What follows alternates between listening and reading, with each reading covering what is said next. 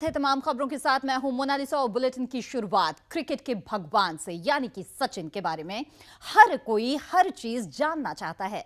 इसलिए यह खबर भी सचिन के फैंस के लिए बेहद खास है। जी हां, क्या आप जानते हैं कि सचिन को जब भारत रत्न देने की बात चली तो पीएम ऑफिस ने बाकायदा उनका एक बायोडेटा बनवा कर भेजा और इस बायोडेटा के जरिए उनके लिए भारत रत्न की मांग की गई। अब बायोडेटा सचिन का हो तो अपने आप में यह खास हो जाता है। चलिए आज हम आपको सबसे पहले अपने सहयोगी के पास ले चलते हैं और बताते हैं क्या कुछ खास है सचिन के इस बायोडेटा में। ये टीवी स्क्रीन पर भी आप इस बायोडेटा को देख सकते हैं जिसे पीएमओ ने तैयार करवाया है और इस बायोडेटा को तैयार करवा के इसके आधार पर भारत रत्न की मांग की गई थी। तो बात करें हमारे संवाददाता नरेंद्र पाल सिंह से। नरेंद्र, क्या कुछ खास है क्रिकेट के भगवान के इस बायोडेटा में, बताएं।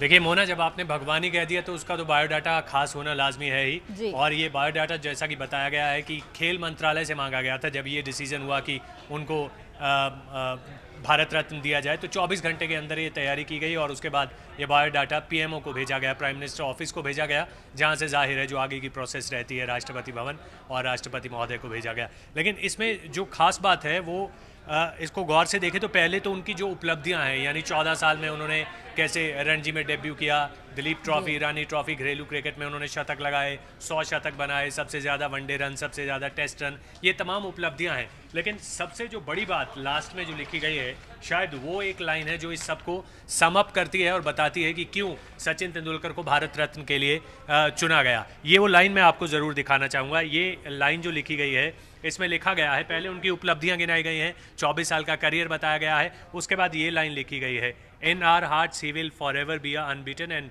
will always be a legend who inspired millions across the globe। यानी वो हमेशा ऐसे हमारे दिलों में ऐसे अनबीटन, एक जिसको कहते हैं कि ऐसे चैंपियन रहेंगे जो ना जाने आने वाली कितनी जनरेशन को, ना सिर्फ भारत में बल्कि अक्रॉस द ग्लोब, पूरी दुनिया में लोगों को प्रेरित करेंगे। ये मुझे लगता है कि जो लाइन जो सम अप कर रही है ये बताती है कि क्यों सचिन को भारत रत्न के लिए चुना गया और जो उपलब्धियां हैं उसका सारा निचोड़, उसका सारा सार जो है इस लाइन में छिपा हुआ है। उसके बाद जाहिर है उन्होंने जो उनको अवार्ड्स मिले हैं वो बताए गए हैं, जिसमें अर्जुन अवार्ड है, पद्म भूषण, पद्म विभूषण है, इसके अलावा और तमाम जो अवार्ड्स मिले हैं वो दिए गए हैं। और लास्ट में जो ऑर्डर ऑफ ऑस्ट्रेलिया उनको, यानी विदेशी सरकार ने जो उनको सम्मान दिया था, आपको याद होगा पिछले साल, वो गिनाया गया है और उसके आधार पर तमाम उपलब्धियां गिनाई गई हैं नरेंद्र। और सब लोग उनकी खेल में उनकी क्या उपलब्धियां हैं ये तो हम सब जानते हैं, लेकिन खास बात जो आपने भी बताई है उसमें लिखा गया है कि उन्होंने अक्रॉस द ग्लोब लोगों को प्रेरित किया है। और इसके साथ ही